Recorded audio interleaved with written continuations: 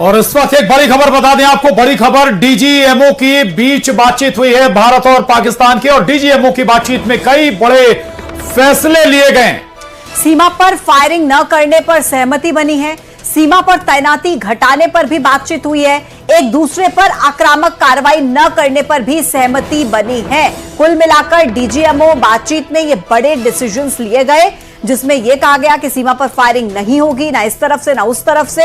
अब तैनाती को घटाया जाएगा, इस बात पर भी देखिए सहमति बनी, और एक दूसरे पर आक्रामक कार्रवाई नहीं करने पर भी सहमति बनी है। दोनों देशों के बीच डीजीएमओ लेवल की यह बातचीत, जिसमें कई बड़े फैसले लिए गए। बिल्कुल, आपको यह भी याद दिला दें, पिछले कई दिनों से डीजीएमओ की बातचीत हो रही है, और इसी के बाद अगर दोनों देशों के बीच तनाव कम करने का सबसे बड़ा आधार है तो यही बातचीत है।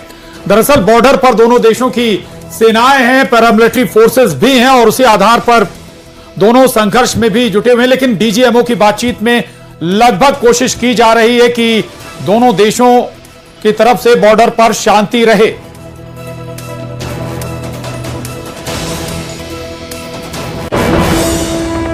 तो पाकिस्तान के खिलाफ भारत की जबरदस्त जवाबी हमले ने पाकिस्तान को घुटनों पर लाने के लिए मजबूर कर दिया, और पाकिस्तान की तरफ से आए हर ड्रोन और मिसाइल को भारत ने आसमान में मार गिराया। हमारा एयर डिफेंस सिस्टम अभेद्य है, और इस एयर डिफेंस सिस्टम में चाहे देशी सिस्टम हो या फिर S-400 सिस्टम, गजब काम किया।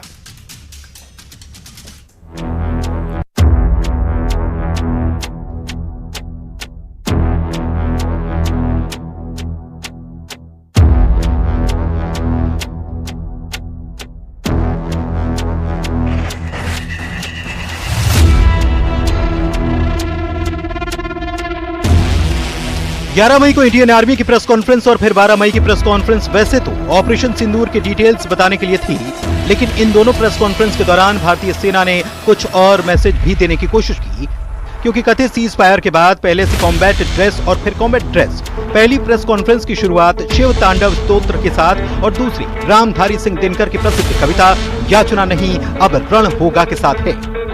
भारतीय सेना ने कल कहा कि ऑपरेशन सिंदूर ऑन होल्ड नहीं बल्कि ऑन है। आज कहा भारतीय सेना अगले मिशन के लिए तैयार है। अप्रैल में पहलगाम में मासूम पर्यटक इस खतरनाक ट्रेंड के विशेष उदाहरण हैं। पहलगाम तक पाप का यह घड़ा भर चुका था। इसके अलावा इंडियन आर्मी ने प्रेस कॉन्फ्रेंस को छिप कर सुन रही मुनीर आर्मी और पाकिस्तानी सरकार को सबसे बड़ा मैसेज दिया। सेना ने कहा कि पहलगाम के हमले और नरसंहार के बाद आतंकवादियों के पापों का घड़ा भर चुका है।